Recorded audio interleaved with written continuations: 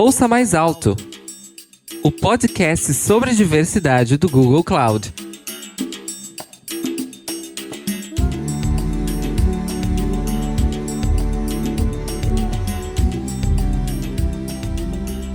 Olá, pessoal, sejam bem-vindas, bem-vindos e bem-vindes, como sempre, a mais um episódio do Ouça Mais Alto, o podcast do Google Cloud que fala sobre diversidade na tecnologia. Meu nome é Melina Lopes, mas todo mundo me chama de Melu e eu vou estar acompanhando vocês hoje.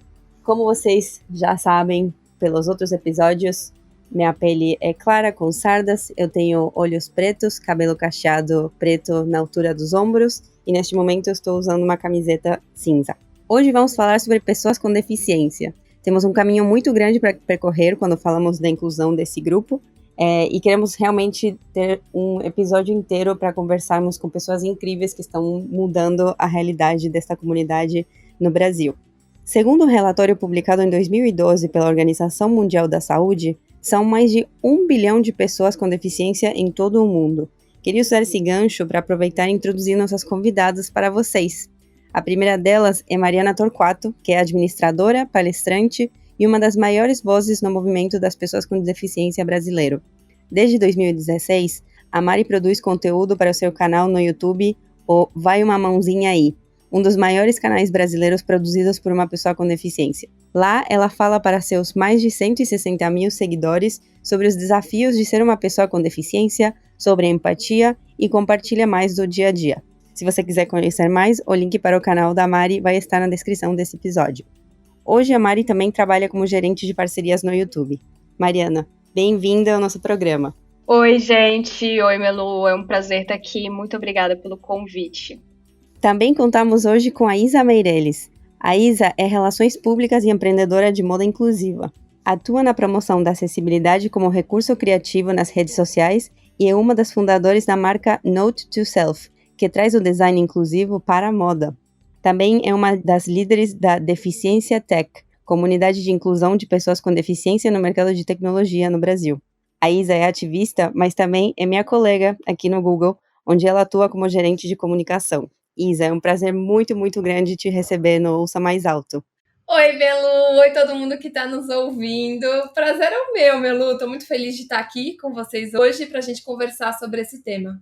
Perfeito. Para quem ainda não conhece, a Mariana e a Isa têm um histórico de luta e ativismo pela causa das pessoas com deficiência. Pessoal, como acabamos de falar, de acordo com a ONU, existem mais de 1 bilhão de pessoas com deficiência em todo o mundo. Esse é um número bem expressivo.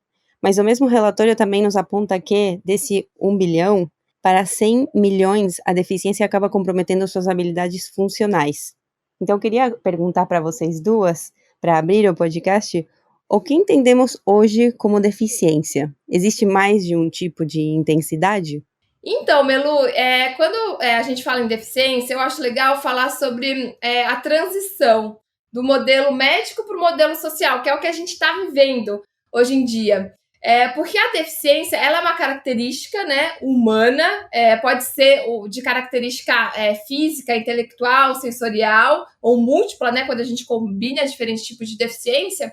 E quando eu falo em modelo médico, é quando eu encaro a deficiência como uma característica apenas do indivíduo. Tipo, Isa, eu sou uma pessoa com deficiência e tenho baixa visão. Quando eu penso no modelo médico, eu encaro assim que Isa precisa corrigir a visão dela para ela se tornar um corpo normal, vamos dizer assim. Esse é o modelo médico, né? O modelo que quer corrigir o indivíduo. Ao invés de procurar, por exemplo, tentar encontrar formas de fazer com que Isa consiga viver, ter bem-estar com a sua baixa visão. Então, esse seria a transição para o modelo social, onde eu encaro que, na verdade, a deficiência é essa interação do indivíduo com a sociedade e que essa interação que, na verdade, causa deficiências, né? Então, eu, por exemplo, como uma pessoa com baixa visão, eu uso muita tecnologia de áudio, eu uso muita lupa para ampliar as letras. Então, esse é um exemplo de tecnologias que elas acabam me ajudando a ter bem-estar e não necessariamente entrar para corrigir, né, a minha deficiência. Então, a gente está nesse movimento ainda na nossa sociedade de transição desse modelo, né, intervencionista, de querer fazer com que pessoas com deficiência tenham corpos padrões para realmente encontrar tecnologias assistivas para que as pessoas tenham uma vida mais plena, né, em diversos aspectos. Então, esse é um ponto que eu queria comentar. E o segundo é que a gente tem, por exemplo, deficiências permanentes, temporárias e situacionais. O que significa isso? Que permanente é como eu, né, que tem uma baixa visão, eu não tenho um problema, né, glaucoma, então eu provavelmente não vou voltar a enxergar, então é para a vida toda. Tem pessoas que têm deficiências temporárias, que é, por exemplo, quando uma pessoa quebra o pé e tem que ficar com ele imobilizado. A gente fala que é uma deficiência temporária e também situacional, que é, por exemplo, Melo, quando a gente está, sei lá, na balada e aí, temporariamente, a gente não consegue usar o ouvido como um sentido, né? Então, a gente vai precisar se comunicar com texto, por exemplo. Então, esse é um exemplo de deficiência situacional. Muito obrigada, Isa. Adorei os pontos sobre, primeiro, as diferenças, né, entre os tipos de deficiência que podem existir no mundo, porque quando a gente fala do grupo de pessoas com deficiência, é realmente um grupo super grande e super diverso internamente também. E adorei também o ponto de como a gente está migrando de um modelo médico para um modelo social. E só para complementar o que a Isa falou, eu acho que é muito interessante a gente trazer a questão de como a gente tem uma lei no Brasil atualmente, a Lei Brasileira de Inclusão, que traz o conceito social da deficiência, né, o conceito mais abrangente, não só voltado para o médico, mas a gente ainda, para qualquer coisa, quando você é uma pessoa com deficiência, você precisa de um laudo médico. Mesmo que a sua deficiência for completamente visível, tipo a minha, né, eu não tenho um braço, e para tudo eu preciso de um laudo médico. Então, para entrar, né, numa empresa, eu preciso entregar meu laudo médico. Para conseguir uma isenção de imposto, preciso do laudo médico. Para conseguir qualquer coisa, para me inscrever no concurso público, precisa do laudo médico. E depois ainda tem uma equipe médica que vai avaliar a minha deficiência.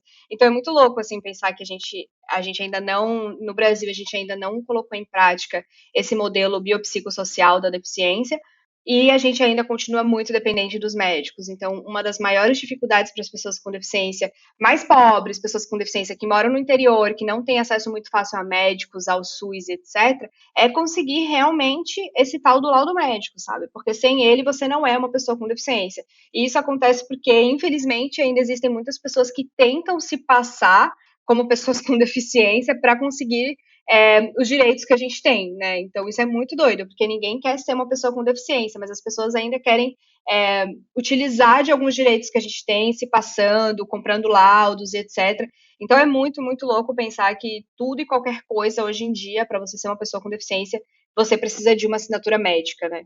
E muito bom também o ponto da Mari falando sobre o laudo médico e como ainda no Brasil continuamos colocando este modelo mais médico em prática e quanto é importante a gente rever isto, né? Eu queria dar 2 passos para trás agora, antes de tudo, e conhecer melhor vocês duas, as suas histórias, as suas vivências e aprendizados. Eu sei que a Isa acabou de comentar um pouquinho sobre a sua experiência, a Mari também. Então, para você, Mari, nos conta um pouco como foi a sua jornada. Bom, eu comecei em 2016, como você falou, comecei um canal no YouTube que eu tinha certeza que ia flopar, isso eu e a minha mãe íamos ver, porque eu achava que as pessoas com deficiência não estavam na mídia, não estavam em lugar nenhum, porque ninguém tinha interesse que essas pessoas estivessem em lugar nenhum, ninguém tinha interesse de ouvir o que a gente tinha para dizer, etc. E, na verdade, eu lembro que meu primeiro vídeo fez, sei lá, 700 visualizações no primeiro dia, eu fiquei, caramba, da onde é que veio esse povo, sabe? Tipo, me senti a maior popstar do mundo, e pensei, cara, preciso continuar, sabe? Vou continuar então isso aí. Então, para mim foi uma coisa assim, tipo, eu nunca tinha ligado uma câmera antes na minha vida, nunca tinha gravado, não sabia o que era iluminação, não sabia o que era microfone, não sabia nada. E comecei a falar na frente da câmera coisas que estavam engasgadas em mim, eu não via rolar na mídia, etc. E aí a minha vida mudou completamente, assim, desde que eu comecei a criar o canal e comecei a entender de ativismo de pessoas com deficiência, conheci o que era capacitismo, fui uma das primeiras pessoas a falar sobre isso aqui no Brasil, então foi uma coisa assim que foi florescendo em mim e uma coisa que eu nunca tinha tocado antes disso, sabe? Então, desde então minha vida mudou, como eu falei, totalmente, e uma coisa assim, hoje eu estar trabalhando no Google é uma coisa muito louca, porque o YouTube abriu muitas portas para mim, mudou muito a minha vida, muito, muito, muito, assim, sem palavras. Então, para mim, hoje, trabalhar dentro do YouTube é incrível, assim, saber que eu consegui chegar até aqui, né? Mas é uma coisa que eu fui conquistando também uma autoestima, uma confiança, a partir do momento que eu fui crescendo na internet, a partir do momento que eu fui ganhando confiança, eu fui estudando mais sobre o assunto. Então, chegou um momento que eu falei, cara, vou para o exterior, vou fazer um mestrado. Aí fui para Berlim, fiz um mestrado, morei sozinha, sou a única latina com deficiência, mestre em políticas públicas nessa escola, que é uma das maiores escolas de políticas públicas da Europa.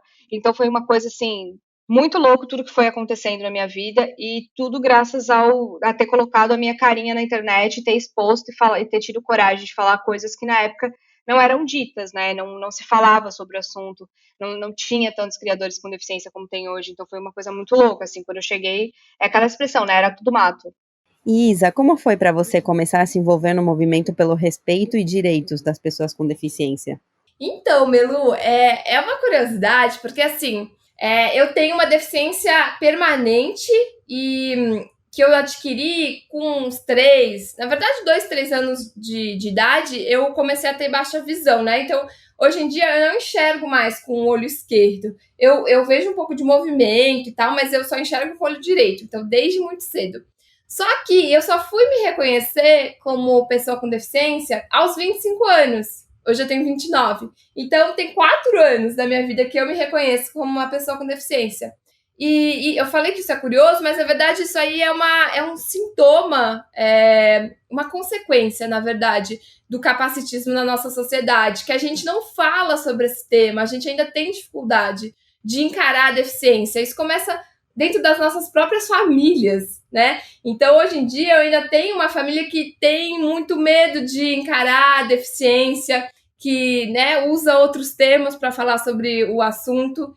E eu estou falando tudo isso porque, quando eu me formei em Relações Públicas, eu fui trabalhar num grande banco e lá que eu comecei a conviver com pessoas com deficiência, e foi no momento que eu me reconheci como pessoa com deficiência, porque eu entendi que eu precisava ter outras tecnologias para conviver, e eu percebi que, como comunicadora, eu nunca tinha pensado em como tornar a comunicação inclusiva para pessoas com deficiência durante a minha graduação. Então, foi nesse momento que, quando eu me formei, quando eu me reconheci como pessoa com deficiência, que eu comecei a usar as redes sociais para conhecer pessoas que se comunicavam de diferentes formas, para me conectar com pessoas com deficiência, já que eu não conhecia muitas pessoas, nunca tinha convivido ao longo da minha trajetória, e foi a partir daí que eu comecei a estudar e a divulgar sobre como que a gente pode tornar a comunicação mais inclusiva nas redes sociais. Acho que vocês duas trazem um perfil super legal para começar essa conversa, né, que é o empreendedorismo, porque as duas já têm essa experiência. Podemos começar com você, Mari.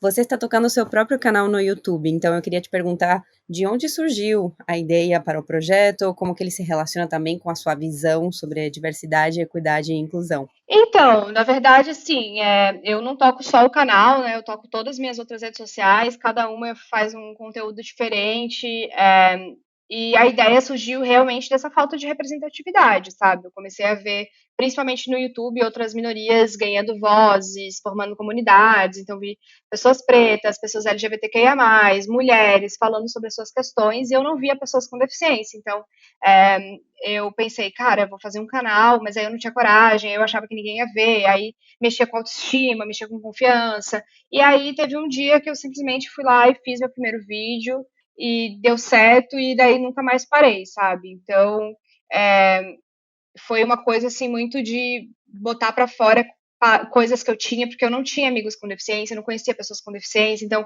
era um mundo que era só meu e eu não tinha com quem falar. E aí eu comecei a falar com uma câmera e no fim, assim, me tornou uma pessoa que me tornou estar aqui hoje, sabe? Me tornou uma pessoa que é ativista, me tornou uma pessoa que entende sobre a causa, me tornou uma pessoa que abriu muito mais seu olhar do que já era, porque não basta só você ser uma pessoa com deficiência, né? Porque deficiência é um assunto muito complexo, então olhar com outros olhos as coisas, né? Outros tipos de deficiência, o que isso significa, como que não é. Então, foi muito louco, assim. Com certeza o canal e as outras redes sociais, elas mudaram completamente as minhas percepções e se relacionaram muito com a minha visão sobre inclusão, sobre diversidade, sobre o que é ser diverso de verdade, etc. Isa, você também lidera um empreendimento com foco em moda inclusiva, né? Então, de onde surgiu a sua ideia e como ela se materializa? Como foi a sua visão até a ação mesmo? Ai, Melu, você tocou num ponto que, assim, eu adoro falar, que é moda inclusiva, porque foi um espaço que, como pessoa com deficiência, eu me encontrei para falar sobre a deficiência, provocar sobre esse tema, que acaba que a gente que tem uma deficiência visível, como é o meu caso, quem está nos ouvindo, eu tenho um olho esquerdo todo diferentão, ele é azul e tal, e desde sempre eu fui assim. E as pessoas sempre tiveram curiosidade, sabe? Então, sempre olharam de forma curiosa. E aí eu acabei encontrando na moda um espaço para falar sobre esse tema de uma forma mais divertida, vamos dizer assim. E foi nesse momento que eu comecei a minha empreitada pela moda inclusiva. Então, hoje em dia, eu tenho uma marca que se chama Note to Self, que em português significa nota para si mesmo, nota para você mesma. E a gente tem o propósito de trazer o design inclusivo para a moda. De, na verdade, tornar a moda inclusiva uma moda que traga informação, traga tendência, que é um dos grandes desafios que a gente ainda tem hoje de acessibilidade na moda, inclusão, né, de pessoas com deficiência na moda, que é trazer coisas bonitas, vamos dizer assim, que não sejam apenas funcionais. Então, na Note to Self, hoje em dia, a gente já produziu camisetas com braille, a gente faz audiodescrição das camisetas para que pessoas com deficiência visual elas consigam enxergar, né, criar, na verdade, imagens mentais sobre a camiseta e elas poderem escolher aquilo que elas querem vestir. Então, eu acho que esse é o ponto primordial da moda inclusiva, que é a pessoa poder escolher aquilo que ela quer vestir, ela não precisar usar aquilo só porque é a única marca que está disponível, sabe? Que isso é um dos grandes desafios que a gente ainda tem hoje, que são poucas marcas que pensam e criam moda pensando na diversidade de deficiências. Então, eu falei um pouquinho aqui das camisetas que a gente tem na Note to Self. Hoje em dia, a gente também está desenvolvendo uma jaqueta que ela foi inspirada numa colega minha que é tetraplégica, ou seja, ela não tem um movimento do pescoço para baixo. E ela, numa conversa nossa, ela falou assim, Isa, eu amo jaqueta de couro, corim, e ela falou assim, mas todas as minhas jaquetas, a minha mãe precisa cortar atrás e colocar um zíper atrás, para facilitar a mobilidade, né, a hora de colocar e tirar a jaqueta. E aí, pensando nisso, a gente fez um protótipo de uma jaqueta que ela se separa no meio. Então, imagina uma jaqueta que tem um zíper na frente e atrás e ela se separa no meio. Ou seja, a pessoa que, como essa minha amiga, é tetraplégica e usa cadeira de rodas, ela tem muito mais facilidade de usar. E dá para usar jaquetas trocadas. Então, dá para usar uma jaqueta, metade da jaqueta branca e metade da jaqueta preta, por exemplo. Muito bom. Sabe, personalizar. E aí, tô falando isso porque eu falei um pouco desse desafio, sabe, do design, da moda inclusiva, que às vezes é um negócio só funcional, não é algo estiloso. Então, com essa jaqueta, a gente pretende aí trazer cada vez mais o design inclusivo da moda e fazer essa associação, sabe? Que moda inclusiva, ela é necessária para as pessoas com deficiência poderem ter acesso ao que elas quiserem vestir, sabe? Então, é isso. Essa é a história da Note to Self. Adorei várias coisas que você falou, Isa. Como primeira coisa, o poder que sua marca dá, o poder de escolha, né, que muitas vezes é negado a pessoas com deficiência por conta de que a nossa sociedade é capacitista, ou seja, que a gente foca muito na habilidade e não foca no que cada pessoa tem para oferecer para o mundo e como a pessoa contribui com a nossa existência do mundo. Então, adorei essa parte sobre a escolha, sobre esta customização que as pessoas podem fazer das peças, sobre como elas podem apreciar as peças, entendê-las, comprar elas e entender a descrição delas, etc. E também adorei que quando você desenvolveu um produto, você incluiu no processo de design e de criação do produto pessoas que seriam usuárias desse produto. Então, pessoas com deficiência entrando desde o começo do processo criativo e desde o começo da produção da peça e do produto. Então, isso aplica para todo mundo que estiver pensando em produtos, né? Não precisa ser algo de moda, pode ser para qualquer tipo de coisa. A gente no Google tem um time dedicado para isso, que é um time de acessibilidade dentro do time de Product Inclusion, que justamente se chama inclusão de produto, e justamente para a gente pensar como deixar os nossos produtos realmente acessíveis e úteis, como é a nossa missão desde o Google, para todos os nossos usuários. Eu fico muito feliz em conhecer melhor sobre a história de vocês, e ainda mais de receber vocês aqui para falar no Ouça Mais Alto. Mas agora vamos falar um pouquinho sobre o Brasil. Aqui, as pessoas com deficiência correspondem a 6,7% da população, de acordo com uma nota técnica divulgada no censo de 2010, realizado pelo IBGE. Apesar de representar uma parcela tão grande da população, dados publicados na Relação Anual de Informações Sociais, RAIS, de 2018, apontam que haviam apenas 4.886 mil pessoas com deficiência com empregos formais naquele ano, correspondendo a cerca de 1% das ocupações no mercado formal. Mariana, mesmo sendo uma parcela considerável da população, as pessoas com deficiência ainda são uma minoria muito tímida no mercado de trabalho. Quais obstáculos elas enfrentam? São muitas barreiras que essa pessoa enfrenta, né? A gente costuma sempre pensar na barreira física, né? Na falta de acessibilidade física.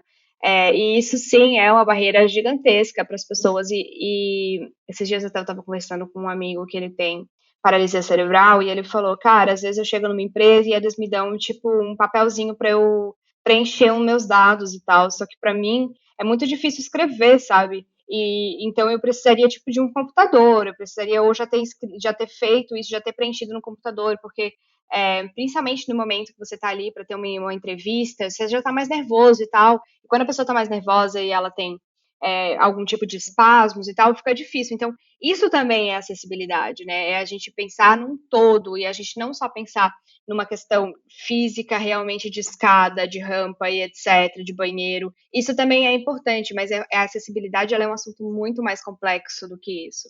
Além disso, assim, existem diversas barreiras. Tem empresas que não contratam certos tipos de deficiência, tem empresas que contratam pessoas com deficiência simplesmente para cumprir a cota e deixam essas pessoas jogadas de um lado ali e não dão nada para essa pessoa porque acreditam que elas não são capazes, né? E aí a gente entra no capacitismo, nessa ideia de que pessoas com deficiência são menos capazes do que pessoas sem deficiência. Então, isso tudo vai entrando na empresa e a empresa, como a sociedade, ela nasceu num ambiente que é capacitista e aprendeu desde pequena a ser capacitista, né? Então, não existe como uma empresa ser totalmente inclusiva se ela não tiver pessoas com deficiência lá dentro que possam realmente fazer a diferença. Então, mesmo uma empresa que queira contratar pessoas com deficiência, não é tão simples como contratar, né? Porque existe muito essa questão da empresa, ela, primeiramente, essa pessoa que vai contratar essa pessoa com deficiência, ela está preparada para entender?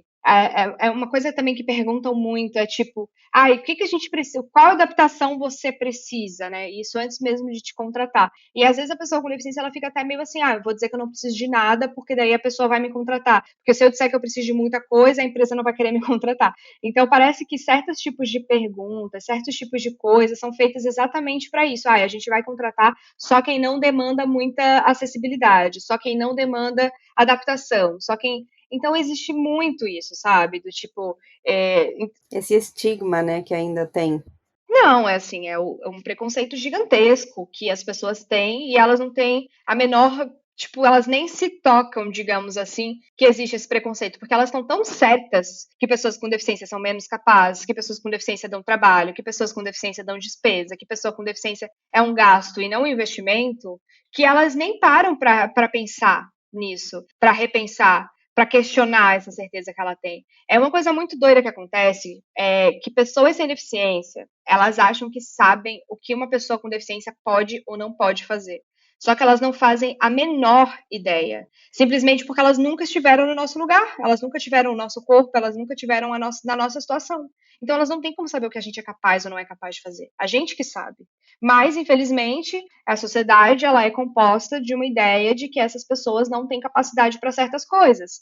E acaba que isso é levado em consideração. Então, como uma pessoa com deficiência vai ser contratada por uma pessoa que já acredita que essa pessoa é menos? Como que essa pessoa vai ser contratada para um cargo de chefia que, mesmo ela tendo estudo, mesmo ela tendo capacidade, mesmo ela tendo experiência, ela não vai conseguir porque simplesmente as pessoas vão achar que ela não vai dar conta, entende? Então é aquela coisa, assim, tipo, eu sempre fui CDF zona, eu fui muito privilegiada, eu sempre estudei nas melhores escolas, eu tirava 10 em tudo, eu sei falar inglês fluente, eu sei isso, eu sei aquilo. Esse estigma é tão grande que elas têm certeza que você não é capaz. Então é muito, muito, muito difícil uma empresa, porque a empresa é feita de pessoas, e essas pessoas elas foram criadas para acreditar nisso, né? Então é muito difícil, por exemplo, uma pessoa com deficiência ser entrevistada por outra pessoa com deficiência. Isso nunca aconteceu comigo, eu acho que é muito difícil acontecer.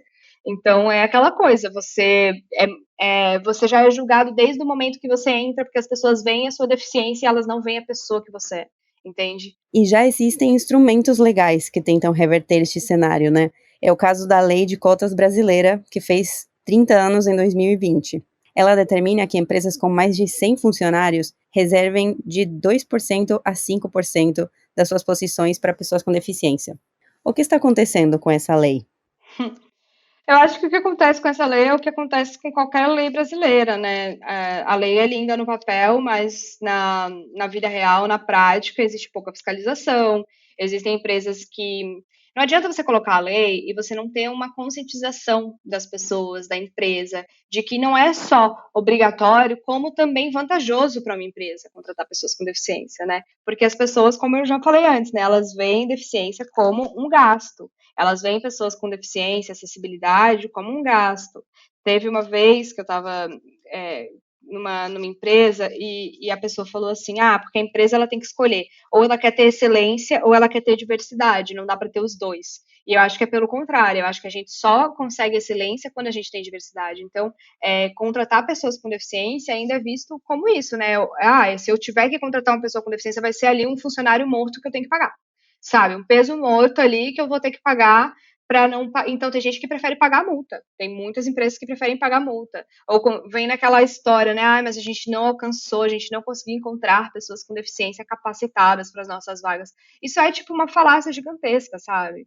E é aquela coisa de você tem que entender que a gente é uma minoria que é excluída de todo e qualquer local, seja o local, uma praça pública, seja a escola, seja o prézinho da escola, desde o prézinho até a universidade, entende? Então é claro que vai ser difícil você encontrar uma pessoa, eu sou muito privilegiada, né, que estudei, fiz faculdade, fiz mestrado e etc.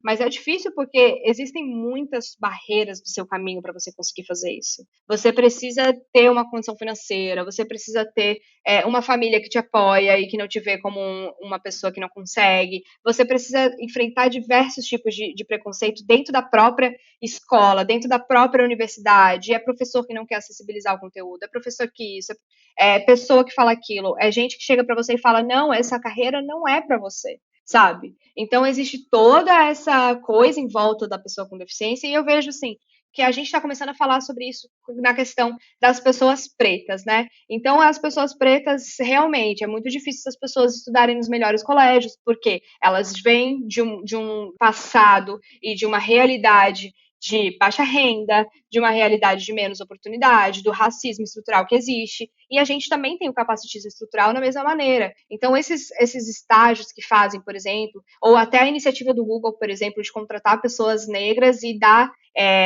curso de inglês para elas, porque não necessariamente elas vão ter a possibilidade de já chegar falando inglês. É a mesma coisa que as empresas têm que fazer com pessoas com deficiência. Não adianta você achar que vai chegar a pessoa com deficiência perfeita para tal vaga e não sei o quê, porque essa pessoa provavelmente não teve as mesmas oportunidades do que pessoas sem deficiência, né?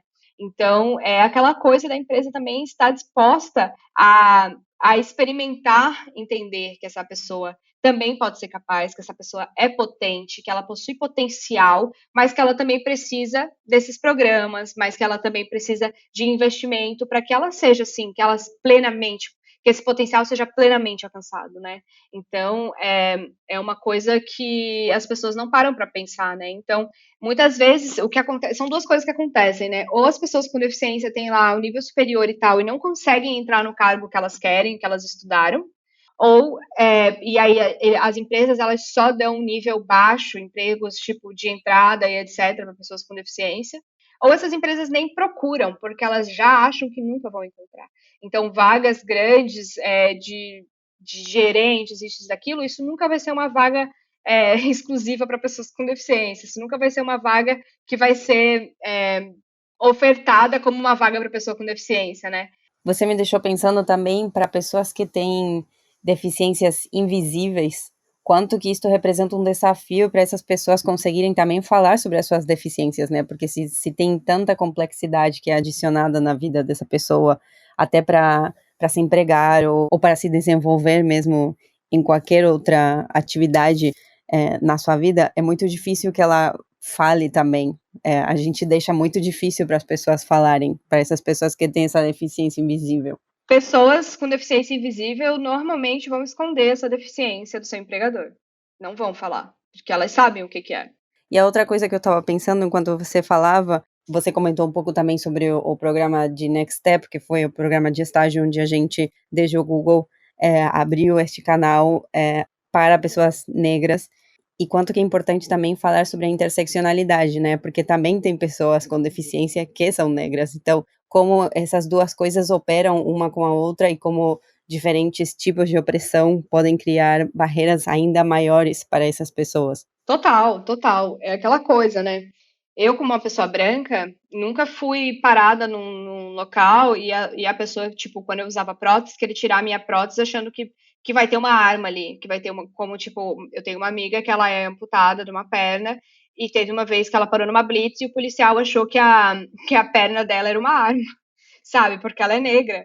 E isso não acontece com pessoas brancas. Então, quando você é, por exemplo, uma mulher preta, favelada, com deficiência, você tá ali numa esquina onde diversas opressões te atingem, né? Diversas situações te atingem. E aquilo ali vai ser muito difícil você conseguir pegar, sabe, superar todas essas barreiras que o mundo vai te colocar. Então, quando a gente pensa na interseccionalidade disso tudo, é uma coisa que a gente, simplesmente é uma coisa que eu aprendi, que a gente precisa olhar para essa pessoa, né, para esse exemplo que eu dei da mulher negra periférica com deficiência, e a gente precisa pensar em como a gente vai incluir essa mulher, como a gente vai incluir essa pessoa. A partir do momento que a gente tem um programa que inclui essa pessoa, a gente tem um programa que inclui todos os demais, entende? A responsabilidade das empresas vai muito além do que apenas contratar. Para uma estratégia de diversidade ser bem-sucedida, é preciso ir além de garantir que os colaboradores se sintam integrados e felizes no ambiente de trabalho. Mas, ao mesmo tempo, não podemos fazer essa estratégia pensando que existe uma fórmula mágica, uma única fórmula que resolva tudo. Não existe. Cada pessoa possui necessidades distintas e que precisam ser identificadas e respeitadas pelos seus líderes. Isa, você participa do projeto Deficiência Tech, uma comunidade que visa incluir pessoas com deficiência no mercado de tecnologia. Você sente que o mercado de tecnologia oferece desafios adicionais para as pessoas com deficiência? Ai, Melu, que bom que você tocou nesse ponto da Deficiência Tech, porque a gente começou a construir essa comunidade desde 2019, pensando em trazer conhecimento, ou seja, conteúdo, palestras com profissionais da área, para encorajar mais pessoas com deficiência para buscarem, na verdade, a área de tecnologia como uma opção de carreira. Então, a gente tem, né, crescendo as oportunidades nesse mercado e as pessoas com deficiência têm muito a contribuir no sentido de desenvolver produtos mais inclusivos e mais úteis para a sociedade. Então, todas as ações da Deficiência Tech são voltadas para encorajar mais pessoas com deficiência para buscarem o mercado de tecnologia como opção de carreira. Então, eu acho que o mercado ainda tem muitas barreiras, mas que a gente está avançando e a gente precisa de cada vez mais profissionais com deficiência para realmente a gente construir produtos mais inclusivos para todo mundo. Isa, Mari, muito obrigada por estarem conosco hoje. Eu queria fechar com uma última pergunta mais para quem estiver ouvindo e tiver uma empresa ou trabalhar numa empresa e quiser deixar a sua empresa menos capacitista. Como é que as empresas podem trabalhar para não serem capacitistas? Então, Melu, primeiro de tudo, a gente precisa ter mais pessoas com deficiência no mercado de trabalho. E aí, eu acho assim, como comunicadora, um ponto muito importante é a gente pensar na desconstrução de estereótipos e preconceitos atrelados às pessoas com deficiência. Um deles que eu gosto de falar é sobre narrativa de herói, né? O heroísmo, aquela coisa da gente encarar as pessoas com deficiência ainda como super-heróis, como heroínas, pessoas especiais, porque isso acaba atrapalhando, né? E acaba tirando muitas vezes a responsabilidade das empresas e da sociedade de tornarem as coisas mais acessíveis. Então, por exemplo, eu convivo bastante com pessoas cegas. Quantos comentários a gente não ouve de uma pessoa cega indo comprar um pão na padaria, por exemplo? E aí a outra pessoa que não tem deficiência e repercute uma fala capacitista fala: nossa, que incrível, você faz coisa sozinha, você vai ao mercado, à padaria sozinha, você trabalha. Então, esse tipo de discurso, ele ainda está muito presente nas falas, nas empresas e entre as pessoas. Então, eu acho assim que a gente tem esse papel, as empresas têm esse papel de desconstruir. E quando a gente traz mais pessoas para o mercado de trabalho e acessibiliza essas oportunidades, a gente ajuda e desconstrói esse discurso que ele acaba prejudicando muito as pessoas com deficiência ainda hoje.